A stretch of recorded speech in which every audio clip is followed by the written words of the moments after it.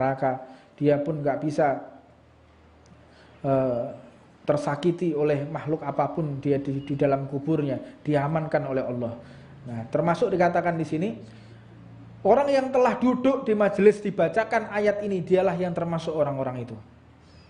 Jadi betapa beruntungnya kita yang dapat belajar duduk di majelis taklim sehingga dapat mendengarkan hadis ini dan kita berhak mendapatkan apa yang telah dijanjikan oleh Allah Subhanahu wa taala.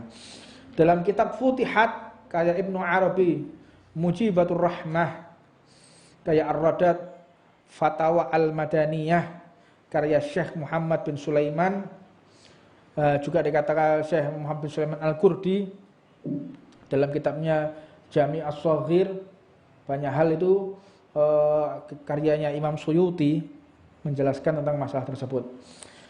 Adapun Fatihah ini juga dikatakan di dalam satu riwayat Ibnu Dharis dari Sayyidina Qilabah annahu sallallahu alaihi wasallam qala, baginda Muhammad mengatakan, man sahidal Fatihah al-kitab hina tustaftahu kama sahidat fathan fi sabilillah. Barang siapa yang menyaksikan Fatihatul Kitab, menyaksikan, mendengarkan orang yang membaca Fatihah, maka mulai dibaca sampai terakhir dia saksikan seperti orang yang syahid di jalan Allah dan bersama Nabi Muhammad di dalam peperangannya. Wa man sahidaha hina tuhtam kana kaman sahidat ghanaima hina tuqassamu.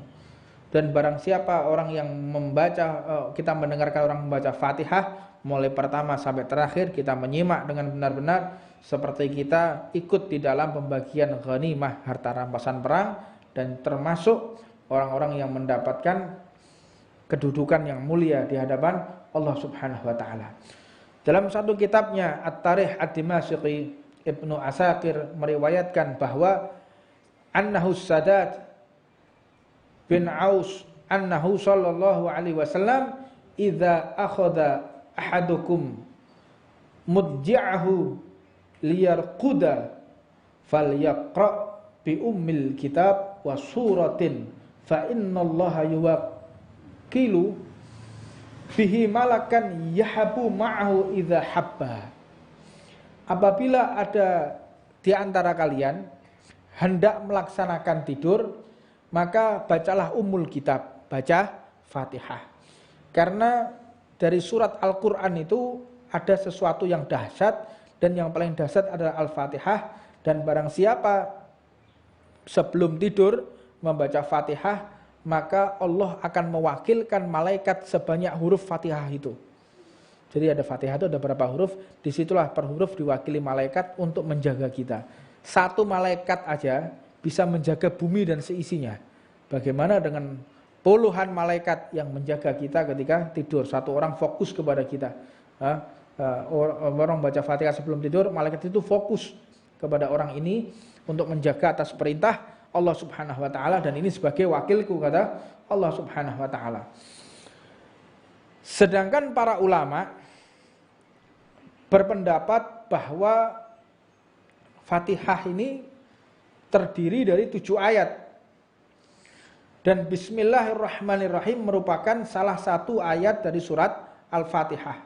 Sebagaimana yang diriwayatkan oleh Imam Daruqutni dan Imam Bukhari dalam kitab tarikhnya, bahwa Sayyidina Abu Hurairah radhiyallahu taala anhu menyampaikan bahwa Nabi Muhammad sallallahu alaihi wasallam mengatakan, wa idza qara'tumul alhamdulillah faqra'u bismillahirrahmanirrahim li'annaha ummul Qur'an wa ummul kitab wa sab'ul masani.